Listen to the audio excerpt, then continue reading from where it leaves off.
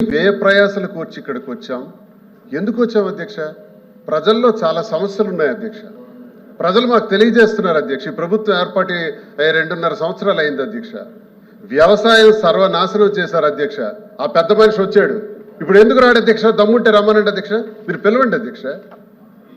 ఆ సభ ఎవరైతే అగ్రికల్చర్ మినిస్టర్గా ఉన్నాడో అచ్చెన్నాయుడు అనేవాడు, ఆంబోత్ అధ్యక్ష, సారీ క్షమించండి, అది గతంలో మేము పెట్టిన పేరే అధ్యక్ష, సార్థక నామధేయం అయింది. ఈరోజు హౌస్ అంతా కూడా అదే గట్టిగా చెప్పారు. ఆ వ్యక్తి నియోజకవర్గంలో ఒక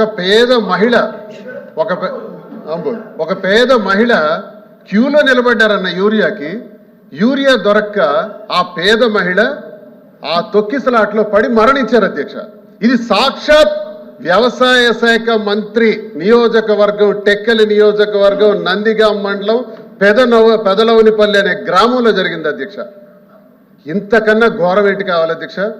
వ్యవసాయానికి సంబంధించి యూరియా సప్లై లేదు, డిఏపి లేదు, పొటాషియం లేదు, వరి చేలు అయితే రంగు మారిపోతున్నాయి, చాలా దగ్గర పండించిన పంట గిట్టుబాటు ధర లేదు అధ్యక్ష. జగన్మోహన్ రెడ్డి గారు ప్రతి ఎకరాకు కూడా ఇన్సూరెన్స్ కట్టి, ప్రతి ఎకరాకు కూడా ఎరువులు, పురుగు మందులు, విత్తనాలు ముందస్తుగానే అంచనాలు వేసి అవన్నీ సప్లై చేసి గిట్టుబాటు ధరలు కూడా ఇచ్చి రైతన్నకు సంతోషపరిచినటువంటి రోజులు అధ్యక్ష.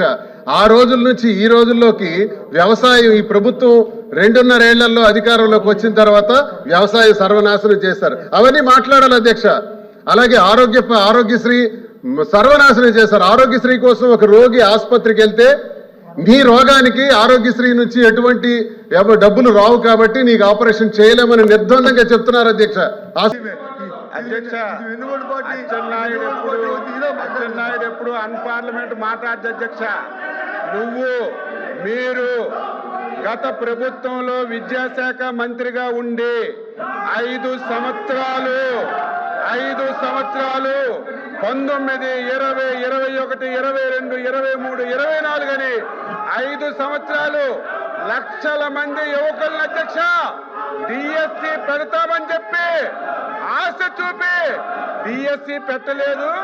ఆ రోజు విద్యాశాఖ మంత్రిగా ఉండి మీ గొడ్డల పార్టీ అధ్యక్షుడిని కనీసం చెప్పలేని వ్యక్తిని ఏమనాలి మీరే చెప్పండి అధ్యక్ష. నేను కట్టుబడి, మీరు ఎరువులు అంటున్నారు, వ్యవసాయం అంటారు, దేని మీదైనా ఈ 2 సంవత్సరాల్లో